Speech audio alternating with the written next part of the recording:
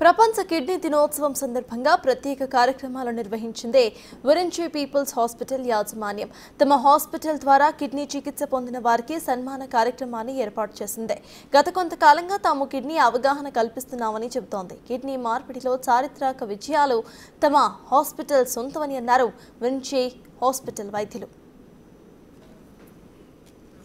World kidney day సందర్భంగా కొంచెం kidney problems గురించి అవగాహన మాట్లాడుకుందాం. సో ఈ కిడ్నీ ప్రాబ్లం ప్రివలెన్స్ గురించి మాట్లాడుతుంటే ఇండియాలో 100లో ప్రతి 16 మందికి కిడ్నీ ప్రాబ్లం ఉందండి.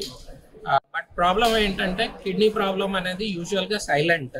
సో పేషెంట్కి లక్షణాలు రావు కాబట్టి చాలామంది టెస్ట్ చేయించుకోరు అండ్ దానివల్ల కిడ్నీ ప్రాబ్లం అడ్వాన్స్డ్ స్టేజ్ వెళ్ళేంత వరకు వాళ్ళకి తెలియదు. దెన్ ఈ 16 మందిలో అందరికీ డయాలసిస్ అవసరం ఉండదు. సో ఆన్ అన్ యావరేజ్ ప్రతి సంవత్సరం సుమారుగా 1,00,000 మంది కొత్త పేషెంట్స్ డయాలసిస్ అవసరం వస్తుంది.